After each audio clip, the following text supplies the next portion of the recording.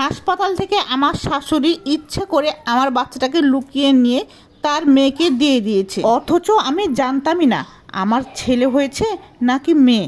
Pregnant অবস্থা থেকে শুরু করে বাচ্চা হওয়া অবধি আমার শাশুড়ি মা আমার সব দেখাশোনা করেছে। যতবারই আল্ট্রাসোনোগ্রাফি করেছি ততবারই আমাকে বলা হয়েছে আমার বাবু নাকি উল্টা অবস্থায় রয়েছে, তাই ছেলে বাবু হবে না মেয়ে বাবু হবে দেখা যায় না, স্পষ্ট হবে। আমি এবং আমার ননদ দুইজনে একসাথে কনসিভ করেছিলাম, 1 মাস আগে আর 1 মাস পরে। যদিও সে আমার সম্পর্কে ননদ হয়, কিন্তু বয়সে তিনি আমার চেয়ে অনেক বড় ছিলেন। 3 মেয়ের পরে আবার প্রেগনেন্ট হয়ে আমার ননদের শ্বশুরবাড়ির লোকজন এবং ননদের স্বামী ভীষণ খুশি হয়েছিলেন। তারা ভেবেই নিয়েছিলেন ছেলে সন্তান হবে, কিন্তু আমার ননদের মনে একটু ভয় কাজ করতেছিল, যদি ছেলে সন্তান না হয় তাহলে আমার ননদাই আমার ননদকে বাড়ি থেকে বের করে দেবে। ঠিক 1 মাস পরে আমার প্রেগনেন্ট হওয়ার কথা শুনে বাড়ির সবাই খুশি হয়। এটা আমার প্রথম কনসিভ ছিল, তাই আমার হাজব্যান্ড অনেক খুশি হয়, আমার বাবা বাড়ির লোকজনও অনেক খুশি হয়। আমার এই খুশি খবর শুনে আমার শ্বশুরবাড়ির লোকজনও অনেক খুশি হয়েছিল। আমার ননদ যখন জানতে পারে আমি কনসিভ করেছি, তখন আমার ননদ তার 3 মেয়েকে নিয়ে আমাদের বাড়িতে চলে আসে। তার প্রেগনেন্সির সমস্ত ট্রিটমেন্ট আমার শ্বশুরবাড়ি থেকেই করে।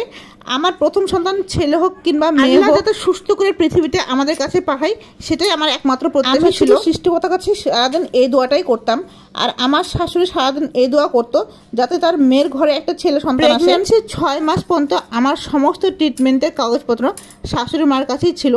যখন শাশুড়ি মার কাছে একটু কাগজপত্র দেখতে যেতাম, তখন শাশুড়ি মা বলতো এগুলো দেখার দরকার নেই, তাহলে তোমার টেনশন বেড়ে যাবে, বাচ্চা সুস্থ আছে এটাই আমাদের জন্য অনেক।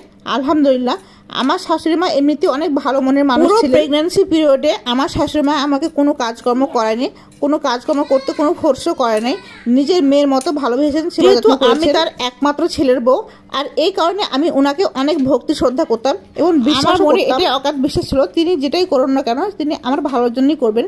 কিন্তু প্রেগন্যান্সির সময় মেয়েরা যতই আরামে থাকুক না কেন, নিজের মাকে একটু না একটু প্রয়োজন হবে। প্রেগন্যান্সির সময় এমন কিছু কথা থাকে যেগুলো নিজের মাকে না বললেই না, তাই আমার শাশুড়িকে বারবার বলতাম আমাদের বাড়িতে যাওয়ার কথা। আমার শাশুড়ি মা বারবার বলতেন 6 মাস পরে তোমার আল্ট্রাসোনোগ্রাফি করলে তারপর তুমি তোমার বাবা বাড়ি যাও। আমার ননদ আর আমি একই ডাক্তারের কাছে ট্রিটমেন্ট করতাম। আমাদের যখন আল্ট্রাসোনোগ্রাফির রিপোর্ট দিয়েছে তখন শাশুড়ি মার মুখ দেখলাম চিন্তা চিন্তা ভাব। তারপর যখন শুনতে পাওয়া গেল আমার বাচ্চা উল্টা অবস্থা রয়েছে, শাশুড়ি মা আরও উদ্বিগ্ন হয়ে গেলেন। এটা যেহেতু আমার প্রথম সন্তান ছিল, তাই বাচ্চার ডেলিভারি হওয়া পর্যন্ত আমাকে শ্বশুর বাড়িতে রাখবে, তারপর সুস্থ হয়ে বাচ্চা হওয়ার পর মায়ের বাড়ি পাঠাবে। শাশুড়ি এবং ননদ সবসময় একসঙ্গে দেখতাম কোনো একটা বিষয় নিয়ে কানা ঘোষা করতো, কিন্তু আমাকে দেখলেই তাদের কথা বলার টপিক চেঞ্জ হয়ে যেত। 1 মাস পরে আমার বাচ্চার ডেলিভারি ডেট ছিল, কিন্তু আমার বাচ্চা নাকি উল্টো অবস্থা রয়েছে, তাই 1 মাস আগে সিজার করাতে হবে। এদিকে আমার ননদও সিজার করিয়ে বাচ্চা বের করবে। সিজার করাবো তাই ডাক্তার বলেছিলেন কিছুদিন আগে করলেও সমস্যা নাই, আর তাই আমার শাশুড়ি বুদ্ধি করে আমার এবং আমার ননদের সিজারের ডেট, আমাদের সিজারের ডেট ছিল সেপ্টেম্বর মাসের 16 তারিখ 2018 সালে। জ্ঞান ফেরার পর শুনতে পেলাম আমার একটি ফুটফুটে মেয়ে হয়েছে আর আমার ননদের একটি ফুটফুটে ছেলে সন্তান হয়েছে। আমার যেহেতু প্রথম সন্তান ছিল, তাই বাচ্চা ছেলে হোক মেয়ে হোক কোনো রকম সমস্যা ছিল না আমার। কিন্তু আমার সন্তানকে আমার বাবা মা যখন দেখে তখন একটু সন্দেহ তৈরি হয়েছিল, কারণ আমার মেয়েকে দেখতে কিছুটা আমার ননদের স্বামীর মতো। আমার ননদের ছেলেটা পুরোপুরি দেখতে আমার নিজের মনে সন্দেহ জাগায়।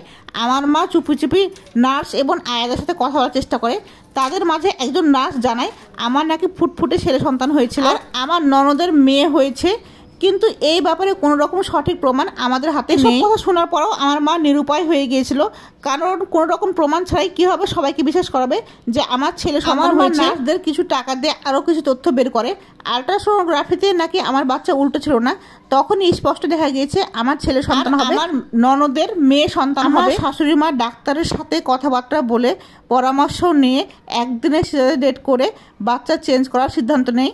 এদিকে আমি হাসপাতালে থাকা অবস্থায় আমার সমস্ত কাগজপত্র, আমার মা প্রেগন্যান্সির সময়কার সমস্ত কাগজপত্র, সমস্ত রিপোর্ট আমার মা অন্য একজন ডাক্তারকে দেখে যাচাই বাছাইয়ের মাধ্যমে প্রমাণিত হয় আমার ছেলে সন্তান হয়েছে। আর আমার মা এই পুরো ঘটনাটি আমার স্বামীকে এবং আমার আব্বুকে জানিয়ে দেয়। তারপর আমার ননদের শ্বশুরবাড়ির সবাইকে জানানো হয়। এত বেশি বিশ্বাস করলাম, সেই আমার স্বার্থপর শাশুড়ি নিজের মেয়ের সংসার বাঁচাতে আমার সন্তানকে মায়ের আদর থেকে বঞ্চিত করতেছিল। শ্বশুরকে হাতে নাতে ধরার পর সে বলে তার নাতি তো তার মেয়ের কাছে ভালোই থাকবে, আর তার নাতনিও তার ছেলের বউয়ের কাছে অনেক ভালো থাকবে। তারা একটা মায়ের বুক খালি করা দেওয়ার ব্যাপারটা কিছুই বুঝলো না। মেয়ে এই বিষয়টা সম্পূর্ণ আল্লাহর উপর নির্ভর করে, তাই কখনো কাউকে ছেলে হবার জন্য ফোর্স করবেন না। কাছের মানুষ হোক না কেন, কখনোই তাকে পুরোপুরি বিশ্বাস করবেন না, যাতে সে আপনার ক্ষতি করার সুযোগ পায়। এখন আমার টুইনস মম পেজের সাথে থাকার জন্য অসংখ্য ধন্যবাদ।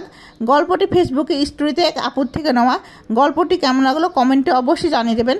সেই পর্যন্ত সবাই ভালো থাকবেন, সুস্থ থাকবেন। আল্লাহ হাফেজ সবাইকে। আসসালামু আলাইকুম।